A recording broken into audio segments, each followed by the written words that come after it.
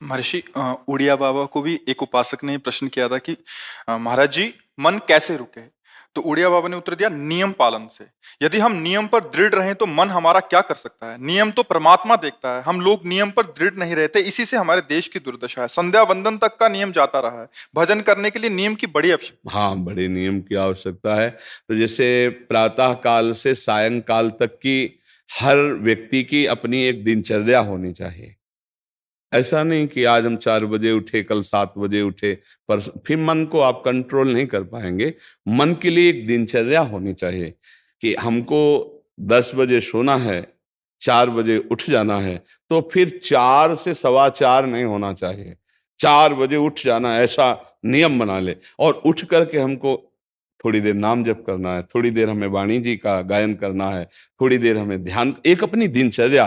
फिर हम अपने संसार के कार्य के नियम, जो संसार के कार्य हैं, उनको भी करते हुए भगवान को समर्पित करें। जैसे जो पद में है, जो आपको राष्ट्र सेवा मिली है, जो आपको समाज सेवा के पद मिले हैं, या आपको जो घर की सेवा के कार्य मिले हैं, उनमें बहुत धर्म पूर्वक आचरण होना चाहिए।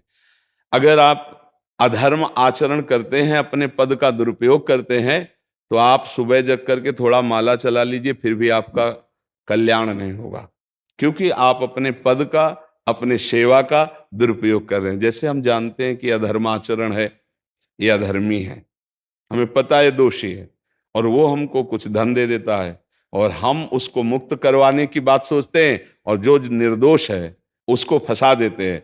अब तुम चाहे जितना माला चलाने की कोशिश करो या दान पुण्य करो, वो तुम्हारा अधर्म आचरण, वो अधर्म का धन तुम्हें सतमार्ग में नहीं जाने देगा। नियम लेना चाहिए कि जिस पद में है, जिस धर्म में है, जिस कर्तव्य में है, चाहे कुछ भी हो जाए, हम अपने कर्तव्य से विमुख नहीं होंगे। जितना जप महान है, उतने कर्तव्य महान है। दोनों बातें समझना है। जब माला फेरा और इसके बाद बेईमानी, अधर्माचरण, इनका कोई नियम नहीं है कि हमें कैसे चलना है, तो वो माला काम नहीं कर पाएगा, क्योंकि उसका तभी सत्य भाव माना जाएगा माला जपला जब धर्माचरण है। धर्माचरण नियम से। बोले वो बड़े कट्टर नियम वाले हैं, उनको घूस नहीं, आप उनको भयभीत करके नहीं काम करवा सकते, प्रलोभन में काम नहीं करा सकते। ये हमारी गृहस्थी है ना, तो गृहस्थी के पालन के लिए धन चाहिए, और धन के लिए हम धर्म को आगे रखें, धन को नहीं। धर्म को, हमारा कर्तव्य क्या, प्रायः जैसे पूज्य बाबा ने कहा, आज हमारे देश में बहुत दुर्दशा हो रही है। दुर्दशा हो रही, क्यों? क्योंकि सब अपनी जगह से गलत हो रहे हैं। अगर अपनी जगह हम ठीक रहे तो हमारी दुर्दशा नहीं होगी। हमारा भजन कम होगा, लेकिन हम धर्म से चल रहे हैं तो हम विजयी होंगे। हम भगवान को प्रसन्न कर सकते हैं, क्योंकि हमें जो कार्य मिला है वो भगवान का ही कार्य, सृष्टि भगवान का कार्य। जैसे नए बच्चे कुछ वकालत पढ़ रहे थे, तो यहाँ के प्रश्न किया था कि हम जानते हैं कि वो दोषी नहीं है, हम जानते हैं कि वो दोषी है, पर दोषी हमें पैसा दे रहा है, तो हम वकालत पढ़ी इसीलिए, हम उसको जिताएंगे, तो ये क्या कोई पाप है? तो उनका खुला पाप है। बोले नहीं, हमारी कोई ऐसा कंपनी दो, ऐसा कुछ बोले कि हमारी कंपनी को ये सिखाया जाता है, तो हमको तो ये करना ही होगा, अगर नहीं करेंगे तो हमारी वकालत का मतलब क्या रहा? तो नहीं, वकालत का मतलब अधर्मी को मुक्त करवाना नहीं है।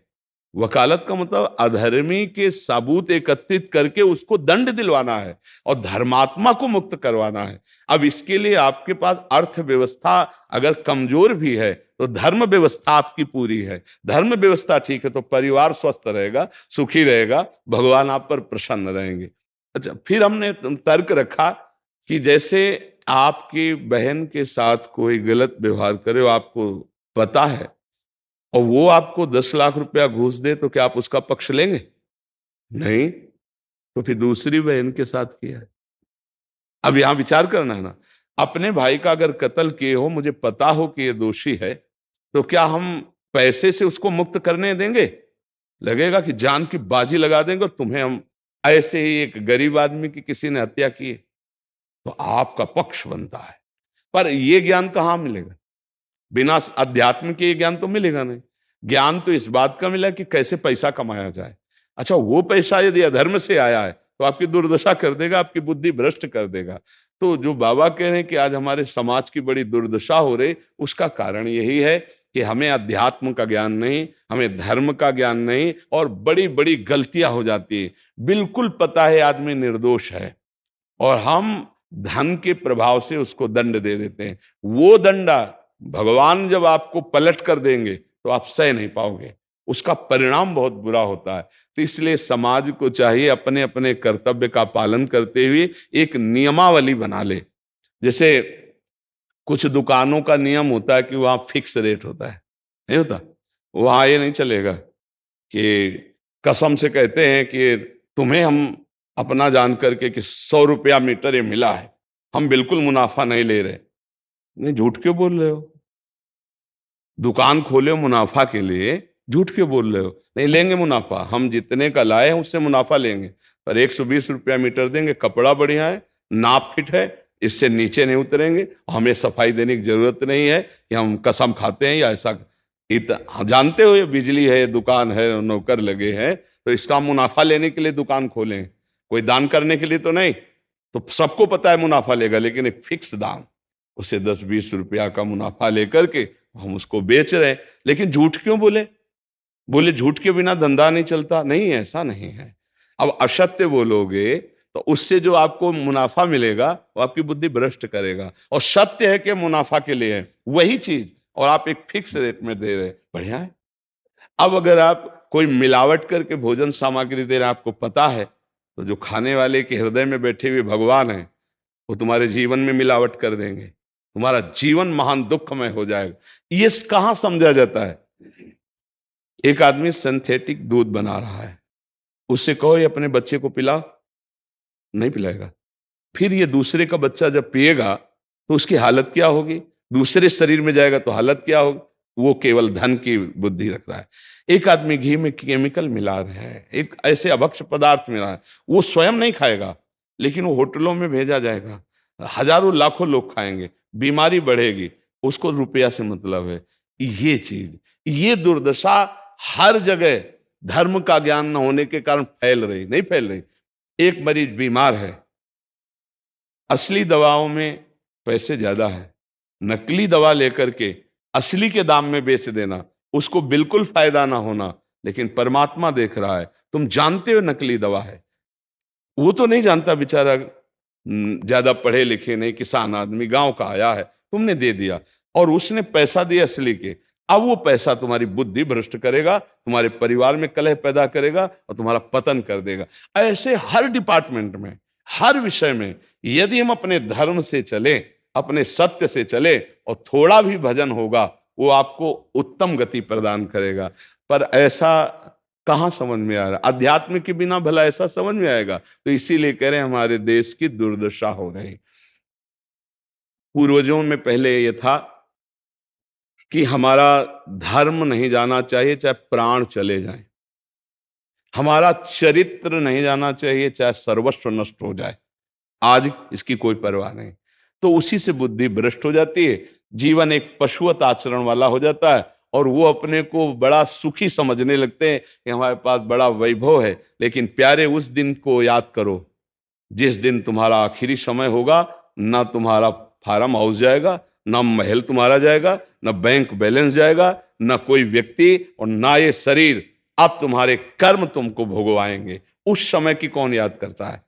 अगर उस समय की याद हो तो भय लग जाए कि नहीं नहीं, पाप नहीं करूंगा, क्योंकि जाना है यहां से। अच्छा, कब जाना कुछ पता नहीं, किसी भी समय ट्रांसफर हो सकता है इस शरीर से। तो हमें लगता है कि महापुरुषों के जो वचन हैं कि हमें एक नियम से जीवन जीना चाहिए, धर्म पूर्वक जीवन जीना चाहिए, अपने कर्तव्य का पालन करना चाहिए। जो हमारे लिए कर्तव्य, आज प्रायः धन प्रधान बुद्धि होने के कारण कर्तव्य स्वाहा हो रहा है।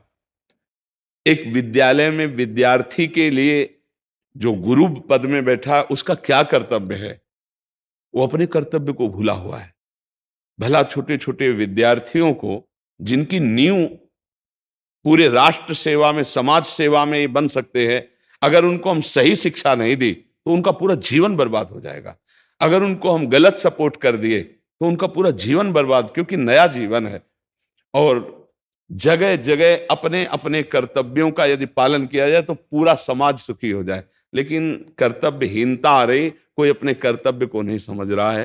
तो यही बात महापुरुष जनों को दुख लगता है कि अगर सब अपने कर्तव्य का पालन करें, धर्म का पालन करें, भगवान का नाम जप करें तो सब सुखी हो जाए। सुख सब चाहते हैं और आचरण दुख वाले करते, इसीलिए सुख नहीं मिल रहा है, परिणाम में हमें दुख मिल रहा है। सच्ची मानना, वो रुपया पूरे परिवार में अशांति पैदा कर देगा। और धर्म पूर्वक 100 रुपया लाओगे और 4-5 परिवार के बैठ के नमक रोटी खाओगे, आनंद से सोओगे, बड़ा प्यार रहेगा, भगवान की कृपा रहेगी। पर ये बात समझ में नहीं आती है। तो ये वृत्ति अगर छोड़ी ना जाएगी तो कुछ भी कर लो, कहीं भी दान पुण्य कर लो, लाभ नहीं मिलेगा। अगर दान देने की बात कही गई है तो धर्म पूर्वक कमाए हुए धन से। अगर आप मेहनत से कमाए हो ना, 10 रुपया दे दोगे ना, तो 10 रुपये का वो आटा ला के अगर 2 रोटी खाएगा तो खूब वजन होगा। और आप 1 लाख रुपया बेईमानी कर रख दोगे ना, तो बैठे बैठे वो गंदा ही सोचेगा, भजन नहीं होगा। उसका गंदा सोचना और आपका गंदा करना, दोनों मिल करके, उसके कारण भी तो आप बने ना, तो आपका ही पतन हो जाएगा। उसको तो भगवान बचा लेंगे क्योंकि भगवान की शरण में है। तो मुझे लगता है अधर्म के धन से कभी किसी को लाभ नहीं मिलता। तो अपने कर्तव्य का पालन करते हुए यदि नाम जप किया जाए तो बहुत जल्दी हमको लाभ प्राप्त हो जाए। बहुत सुंदर, मतलब ये चर्चा होती है, अगर आप लोग इसको धारण कर लें तो निहाल हो जाएंगे। सच्ची कह रहे, ये जो बातें हैं ये बहुत सुंदर जीवन को पुष्ट करने वाली हैं, पर आप धारण कर लें तो बात है।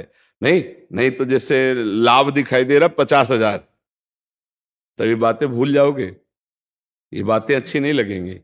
हे यार, बहुत बढ़िया काम घर में आएगा, पर हमारी ये बात ध्यान रखना, वो 50,000 घर में अशांति पैदा कर देगा। सच्ची मानना, आप धर्म से चलना, धर्म से चलोगे तो भगवान तुम्हारी रक्षा में रहेंगे। अधर्माचरण, देखो कैसी कैसी घटनाएं होती हैं। बढ़िया कार है, फिल्मी गाना लगाए चल रहे हैं, और वो एक्सीडेंट हुआ, आग लग गई, बाहर निकल ही नहीं पाए, वो अंदर ही जल गए। क्या हुआ? ये करोड़ों रुपए की कार भूंज दिया तुमको अंदर ही बैठाल के, धू धू करके आग लग गई, अंदर जल। ऐसे जलना चाहते हो, या भगवान के आनंद में चिंतन करके शरीर छूटे हो, फिर दाह संस्कार हो ऐसे कि सब लोग भगवान के नाम का कीर्तन करते ही जा रहे, फिर आपका अंतिम संस्कार, वहां जीवित जल गए। क्या हो सकता है? एक एक पल तुम्हारे कर्म का हिसाब होगा, एक एक सेकंड का। ऐसे कर्म करो कि हमारा अच्छा हिसाब हो, बुरा हिसाब। ये मत समझो कोई देख नहीं रहा, वो देख रहा है, जिसको हिसाब करना है वो देख रहा है। उसके लिए कोई वकील या किसी सबूत की जरूरत नहीं होती, वो सर्वांतर्यामी आपके अंदर बैठे ही देख रहा है। तो सदैव जैसे सत्संग सुन रहे हैं, तो अगर हाथ जोड़ के प्रार्थना है, थोड़ी भी बात मान लोगे तो आप सच्चे सुख के मार्ग में चलने लगोगे। नहीं तो भाई, बहुत गंदी हवा चल रही है, माया की बहुत गंदगी ऐसी फैल रही, कलिकाल है ना, कि ये बातें किसी को पसंद नहीं आती। वो बात बताओ कि हम कितना रुपया कमा ले, कैसे कितने भोग भोग ले, और वो अध्यात्म में नहीं है। आपको सच, धोखे में मत रहना। अध्यात्म में है, जितना आप धर्म से चलोगे उतना सुखी होगे, और लोक में है जितना धन मिल जाएगा उतना सुखी माना जाएगा। लेकिन वो सुख नहीं है, वो चंद मिनट के लिए हाइलोजन की तरह जलेगा, फ्यूज हो जाएगा। और धर्मात्मा दीपक की तरह जलेगा, पर बहुत काल तक चलता रहेगा। इन बातों का चिंतन कीजिए, खूब नाम जप कीजिए, और भगवान के भरोसे रहिए, गंदे आचरण मत कीजिए।